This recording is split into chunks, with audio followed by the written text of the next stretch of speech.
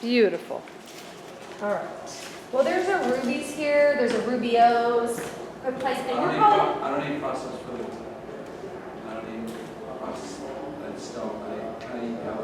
Okay. Well, there's El Pollo Inca. But is that processed? And you know, whatever. I guess you can find Something. whatever you want. And there's a Bristol Farms right down the street too. Okay. Well, today we're going to do the buyer's consultation, and I actually brought some fun gifts. Not that anybody wants to use my stuff, but they give us a lot of great tools here. And then I brought a little bit of example of what I used to use for my stuff when I first started. Because as you progress, you know, you kind of tweak to make things your own. But Keller Williams has amazing things on their own website to get you started with packages, which is great. So what we're going to do today is we're just going to start with the Tower Up video, and then we'll jump into it.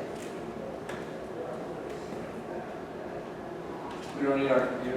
Today I want to talk to you about being disciplined enough to stay on the phone. You know, it's so easy to be interrupted during power hour. I understand that. Remember, I was an agent for 28 years, each and every day, lead generating. Now, of course, I could do it on Saturday and Sunday. Monday through Friday, being very disciplined, and I thought I was so efficient.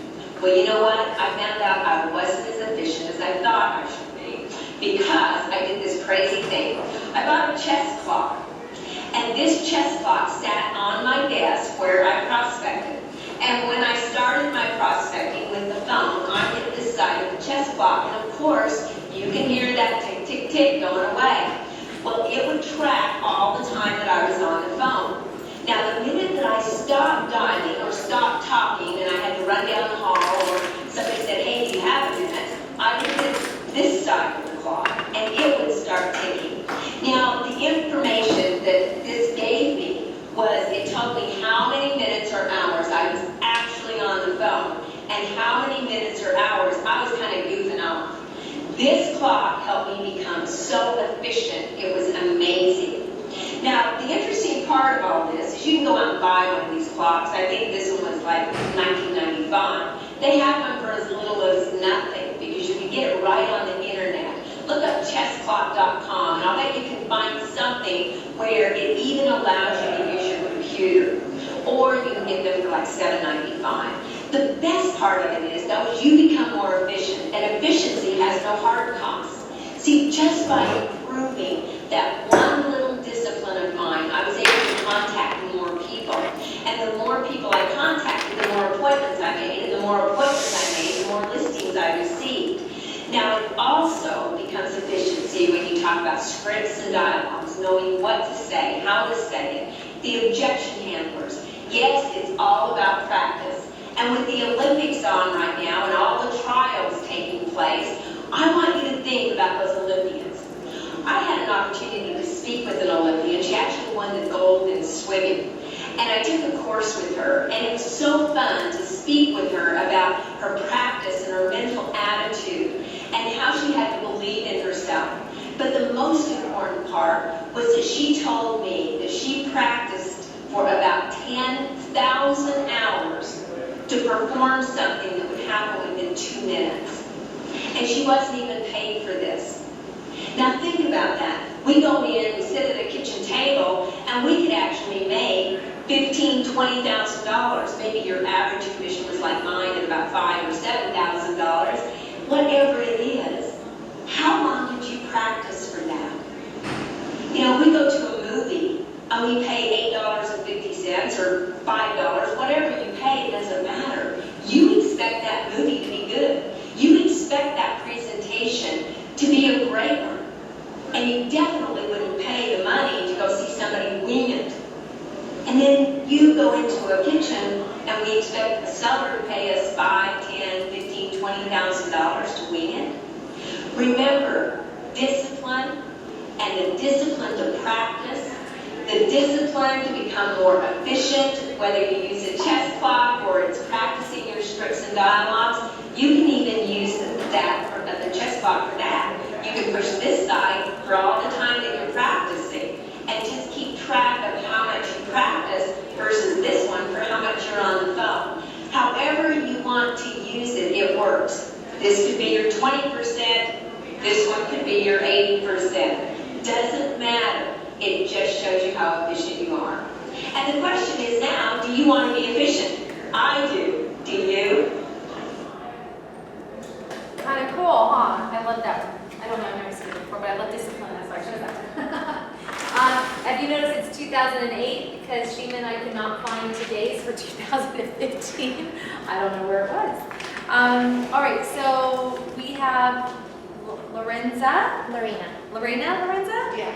Oh. Maybe All we right. should sit next to each other. Okay. Well, actually, it was good because I knew it was one or the One or other. the other. So Lorena. Okay. Lorena and Lorenza. Yeah. And Lorena, what's your last name? Andrade. Andrade. And Lorenza? West. Okay, perfect. It's just, I like to write it because now it helps me remember. So today we're doing the buyer consultation, and I know most of you guys know, but I'll let what was your name again? Julie, a little bit about my background. I've been in the real estate industry for 18 years. 15 of that was doing loans. A part of that was also doing loans and real estate. And I just, about 2 years ago, completely stopped doing loans, just focused on real estate. I joined Keller Williams. I had no database. I had no business because I never tracked my business when I did loans. And in the short time I've been here, about 18, 19 months now, I closed about 27 to 29 transactions, about 7 listings. Everything was truly based on the KW models.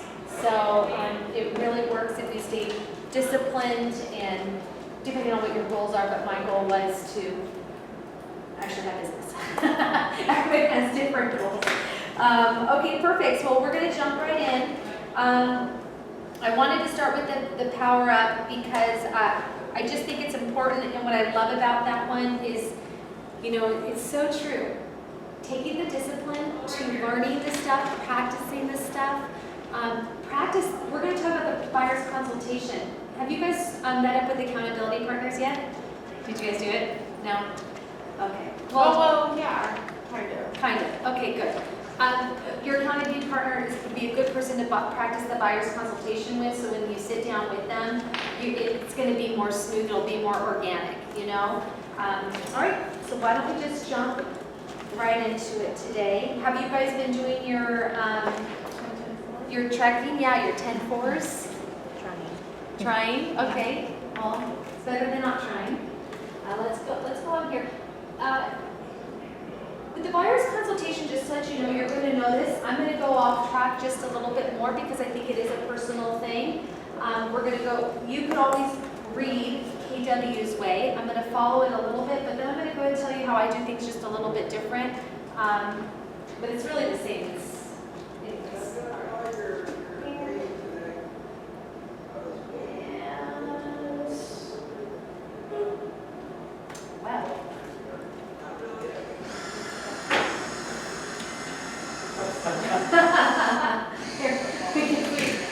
Well, there you go. I guess it's good or not following that since I am going to be going off a little bit. All right, let's start number 1. The buyer consultation is a tremendous opportunity to pave the way to an effective and long-term relationship with buyers. An unhurried and in-depth meeting with a potential buyer will allow you to, okay, I want to stop there. Unhurried and in-depth. I think that's key. When you're nervous, you tend to talk a lot, like me, when I teach a class. I always start kind of fast, and then when I get into something that I feel more grounded in, I kind of slow down and really dig into it. So just take a deep breath when you go into there. Basically, so the potential buyer will allow you to delve into the needs, wants, and values of your buyers, showcase your services, educate and set expectations for how you work.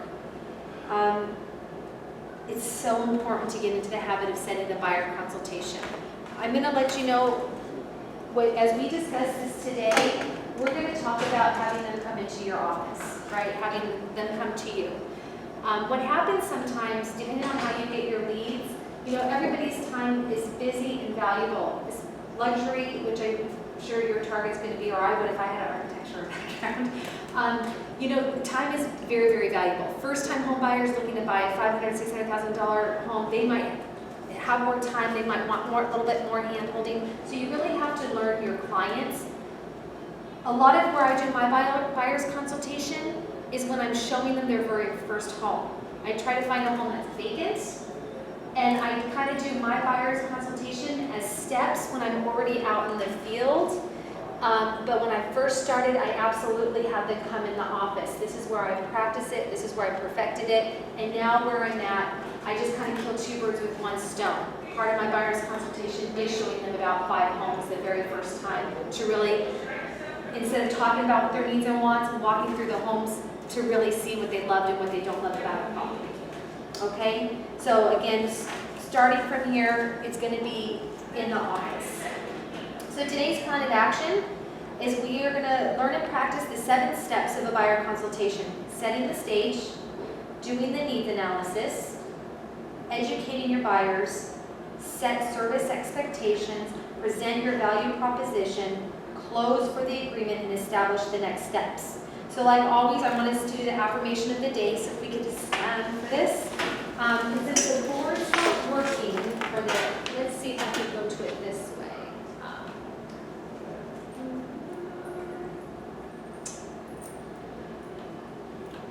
Oh, whoops, that's not. Might want to use your arrows. Well, this way? Well, normally it has a pop-up where you can go to the next screen, so I think maybe this is set up a little differently, unfortunately. Let's do our affirmation now.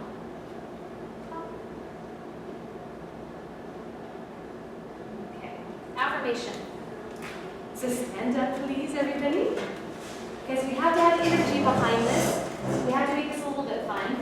All right, so the affirmation is I always say the right thing and people appreciate what I share with them. We're going to say it 3 times. Ready, go. I always say the right thing, and people appreciate what I share with them. I always say the right thing, and people appreciate what I share with them.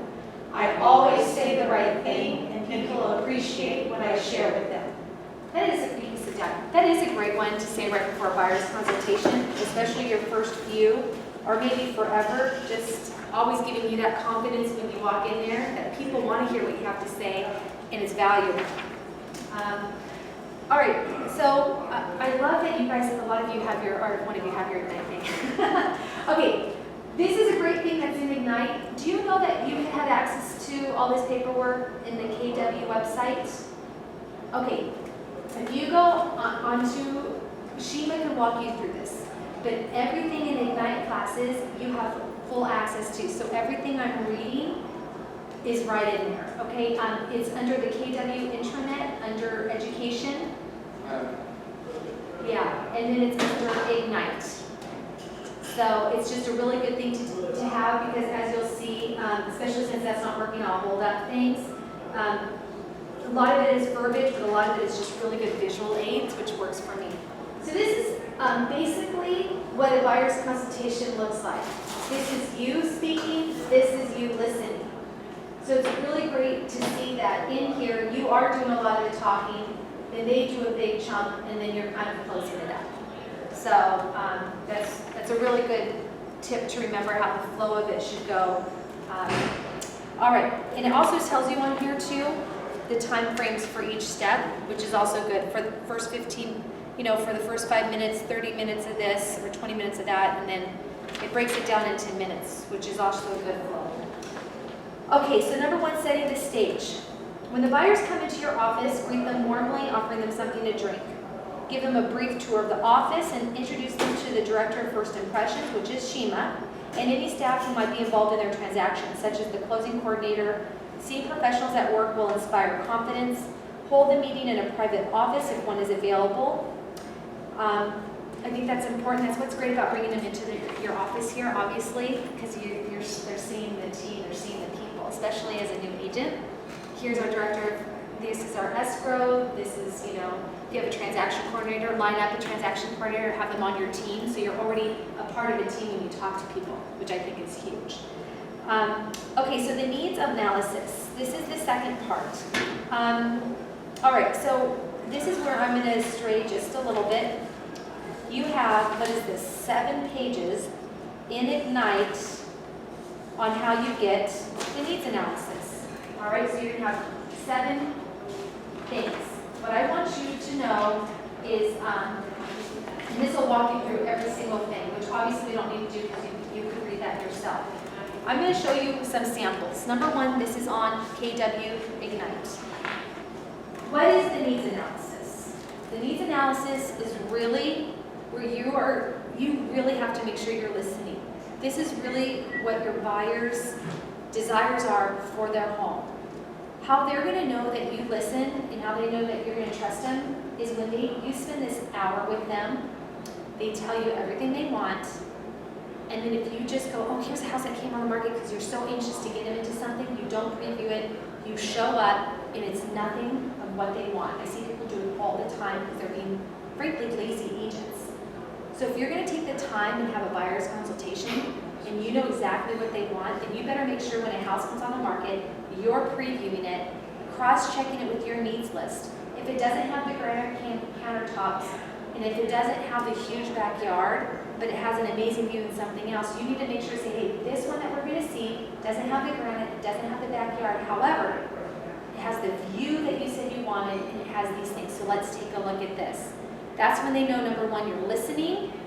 And number 2, you're already identifying that it's not on their list, but keep an open mind and that you're aware of it. I think that's very, very important. That's huge. Okay, so different ways you guys can do your needs sheet. What I found is going through, this is the one from KW2. I started with a 3-pager, and then I went to a 2-pager, and then I went down to a 1-pager. Because really, you could put everything onto one page. So you need to figure out what you want. And like I said, I brought gifts so you guys can take a look at what I've come up with and what I use. I understand the idea of why you ask them what do you need, what do you want. The reason why I've gone down to one sheet is because you're right, you want to set the right expectations. And you also don't want to spend too much time with somebody who doesn't know what they want. But also, if you sit there for 30 minutes and you say, tell me your dream home, what's the likelihood of them finding that dream home? There's no perfect home out there. I mean, really, there is no perfect home out there. So the more I found myself saying, tell me about your perfect kitchen. Tell me about, this, and tell me about that. What is envision your backyard for them. I almost feel like what you're putting in their head is an unattainable goal. And again, this is my personal opinion. So you guys need to find out how you guys want to do it. But for me, what I like to focus my time and my energy on is the big picture. What is your family's lifestyle? Are you indoor people? Are you outdoor people? How important is upgrades? That's as simple as I put it, upgrades. Do you want an open floor plan, or is boxy okay if you have an amazing views? Those kind of things. And whenever I ask them what they like, I'm always telling them this. Do you like upgrades, or is it okay if you're able to fix it up? Well, we like upgrades. Great. So what if you had a house that had amazing upgrades, but it didn't have the big backyard that you want? What's more important for you? So what I spend a lot of my time in when I'm doing my needs analysis is I'm not saying, tell me about your perfect home and what it looks like.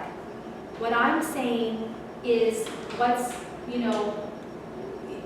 talk about what it would look like if you had a home and what's more important than the other thing. Does that make sense what I'm trying to say? I mean, I think it's really, really important. I think it's a skill that's going to come over time.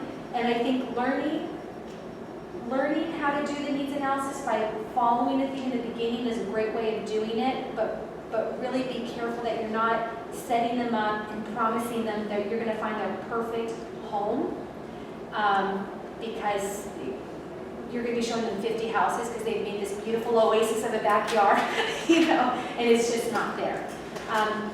This is what I like. what I do like about the KW one is it talks about motivation. A lot of it is motivation and qualification in the beginning. So some great questions to ask is, who's going to be the primary contact, the husband or the wife? I mean, that's important because if the wife is the primary contact, but the husband's really making the decisions, then even though you're talking to the wife a lot, you always want to say, hey, are you guys on speaker? I'd love to talk to you guys on speaker. Because one might be the main contact, but the other one's really truly the decision maker. So really try to identify that. What's prompting the move? This is so important, and here's the key. Buyers are liars. Not in the fact that they're flat out lying to you, but what I've learned is sometimes people don't even know their true motivation. They might think they want something, but the more questions you ask them, it reveals something a little deeper, right? So just always kind of dig a little deeper. If they give you an answer, if they're talking and they say one thing and then they say something else, don't be afraid to say, I know you said you wanted to move because your job's in Long Beach, but I heard you just say that you're not happy there and you're looking at a place in Santa Monica. So are you sure you want to move to San Pedro, or do you think maybe Torrance or Redondo? Are you open to maybe a different thing? I'm just, want to make sure your motivation is the same. And it might change throughout the process. So kind of keep little notes on motivation and really listening to them. When do they want to move by? I would not be showing people homes if they don't need to move for another 6 months or a year. What I would say is I will send you properties. I would invite them to open houses. If I know I'm going to be in a neighborhood or if I see something great and I happen to be there, I'll call them to go see it. But am I actively going to be looking for homes when I know they're not going to be moving for another 6 months? Absolutely not. You're going to be spinning your wheels and it's a waste of time. And if they want to use another agent in the meantime, you can just say, I don't know how you would address that. You would have to make up if you still want to show them houses or not. Personally, I wouldn't, unless they're serious about ready to buy. Price range, you can ask them the price range. What I find a better way to do is, I don't say, what is your price range? I say, can you show me what you're pre-qualified for? Because there are sometimes two different things. Sometimes they'll say that they only want to spend, $1 million, $2 million, $500,000, $600,000, and they're actually qualified for much more, but it's what they feel comfortable with. And what normally happens is people always start the search with what they're comfortable with, right? And then what you'll see happens is they'll go to an open house, which is at the higher price point, and if they could afford more, they end up always going to what they could afford. I'm just telling you my experience. So always find out with their loan officer what they're truly, fully pre-qualified for, not just what they're comfortable with. And that way when you're showing them homes, you truly know what they're able to spend and not spend. And you're not trying to, our goal again is not to oversell them to get a bigger paycheck. It's using our experience. And experience shows that if you could afford $100,000 more, trust me, you're going to like the house. That's $100,000 more than this one. That's what's eventually going to happen. Okay. All right, so here's one on here. I think it's really a great closing question to find motivation and time frame. Because they can, again, buyers are liars, so they can tell you one thing. But then here's one question to really see how serious they are. If we found a home today that meets all of your needs and as many as your wants as possible, would you make an offer today? That's a great question to ask. Because if they say they're ready right now, and then you ask them that question, they go, well, we want to look a little bit, then that means, are they really motivated right now? They really want to look a little bit, and then you can ask them a question. Well, I thought we just established it has your needs and wants. Well, we want to look because we just started, so just be prepared there, good questions to ask. Lifestyle questions. This, again, is why this is on the top of my list now. This talks more about them as a family and who they are more than about details of the home. So again, you're not getting tied up in the looks of a perfect home. You're talking about their lifestyle. If they're outdoorsy people, they're not going to want a home that every single window faces another house. So they might take a smaller house if every single window looks at a canyon or views or something like that, right? So you want to know that stuff. Location, neighborhood is important. And then this is the general home kind of wish list. Again, you guys already know how I feel about that. I really don't go into it a lot. And I have a lot of things right here. These are on my buyer profile, and we put these to the side so I don't get confused. Well, thank you. All right. Okay. Okay, so now going back to, okay, do you have any questions about the needs analysis? Because that's really the meat and potatoes of this. And I kind of went way off script because that's 5 pages of going down a list. So do you have any questions? No? All right. What was your name again? Marianne. Marianne, that's right. And you know what, it's funny, I was thinking Mary Lou, and I knew that was wrong. That's really funny. And your last name? Lumba, L-U-M-B. Oh my gosh, I just wrote Mary Lou. Mary Ann, I can't believe that. And Lumba, Lumba, L-U-M-B as in boy. okay, Mary, I can't believe I wrote Mary Lou, that's really funny. Mary Ann. Jules. Jewel, I know Jules. Okay, you want me to put you on here, Jewel? I thought you just came to like hang out with me. Hello, hi, what's your name? A.L. I'm sorry? A.L. A-L? How do you spell it? A-C-M? Oh, you don't want to be on the list? Oh, yeah. Straight around. Well, oh, go ahead, please. Oh, you want to correct me? I was going to write down because it helps me learn people's names. Okay, all right. Okay, so here's another part of the needs list. There's the needs and the wants. And again, that's why we go back. If I gave you the granite countertops or the view, which would you prefer? You know, or do you have to have both? So you want to say what are your needs and your wants. I would limit them to 5 needs. I need to have a huge backyard. I need to have a view. I need it to be upgraded. You know, whatever the needs are, or maybe even 3 needs, frankly. Because again, we don't want to have this grandiose idea of a house. And then wants, they can have as many wants as they want, but you know the needs are the most important. So it's good to establish the difference. Yeah, and see, they have you ask questions. If you could have one last thing to make this your dream home, what would that be? I would never ask them that question. That is just setting you up for failure. But that's just my opinion. Okay. All right. So now this is what we're going to do. We're going to practice the needs analysis. With a partner, take turns doing the needs analysis. Practice the strip to start the needs analysis. So let's go back to that because I do want to do the role play. Actually, let's do that on here.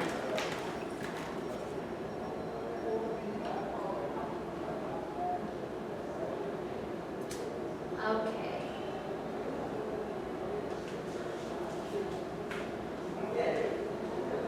Are we just practicing the start or the whole thing?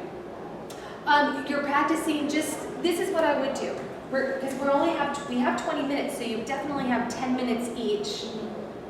Really pretend like you're having your first buyer's consultation. So I have a few different questionnaires up here. So, you know, since if you guys didn't bring your stuff, you could go off of my things up here. If you want to go down a list. I think it's, you know, so yes. But I'm going to find the script on how, and you know what, let's go through these 7 points. Because I love sharing my thing, but I do want to go back to theirs right here. So obviously listen and take notes. Be specific. You can't meet and exceed a buyer's wants, needs, and values if you don't know what they are. Ask questions and dig deeper using the what about blank is important to you. Ask what else. As you go through each group of questions, continue to ask what else is important to them until they finally say, I can't think of anything else. We already know how I feel about that. I feel like that's a little bit of a rabbit hole. Ask outside the ideal. For example, a buyer may mention a ranch-style home as his ideal, but may like a cave style also as much. You need to discern whether he would be perfectly happy with the cave style if it fits the other criteria. I love that question because that's where most of my stuff is led. Never assume. If you aren't entirely clear on something, a buyer is saying ask for clarification. You guys, I think this is the biggest mistake new agents make, is they start assuming things. Because they assume you should know something, right? And you don't want to ask them questions because you don't want them to think that you're new. All you can do to best serve your client is constantly ask and clarify. Constantly ask and clarify. I mean, the most experienced agents ask the most questions because they know we have to dig deeper and deeper and deeper to get the true motivation, to get truly, what they want and what they're looking for, and really clarify stuff. And plus, our time is valuable. The busier you get, you don't want to mess around with people, so you keep digging until you know everything. Ask about household, not family. Asking about a person's family could be a violation of the Fair Housing Law. Okay. I always ask. I ask. I want to know how many kids they have, how old they are. We don't want to have 4 steps of stairs if you have, 2-year-old triplets. Yeah. Okay.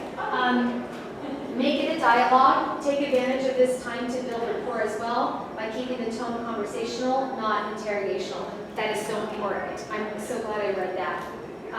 You don't want this to be an interview because, you want it to be smooth, throw in some jokes or something, Like if somebody says they like big grand windows, you're like, well, do you still want them in your bedroom if you're walking around? You can kind of be silly. I mean, being silly is fun. Laughing is always a good thing. Okay. All right, so here's the sample needs section. Okay. All right, so here's the starting of the needs analysis. And then you guys could go into 2 groups. So why don't you guys find a partner right now. This is where you're going to start it. And if you need some extra scripts right here. And you guys have 20 minutes. Because we role play in this class. All right.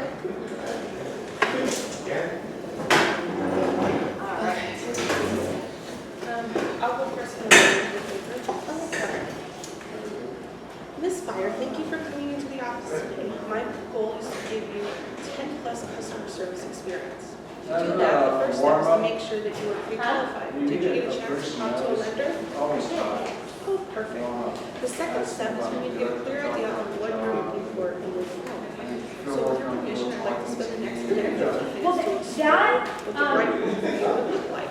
We call it Jill, I'd like to role play with you. Is that okay? You want to be my partner? Before we start, can I ask You you do the what buyer's consultation well. That's exactly how we'll start flowing. You start to get to know these questions, so you start going through them.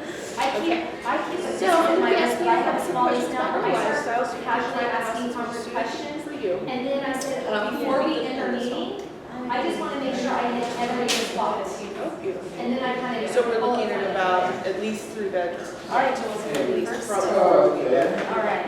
All right, wait. Okay, will anyone else be spending any occasional overnight or will you need a guest bedroom? Yeah. Okay, perfect. You do a lot of entertaining, is cooking important to you? Parties? Okay.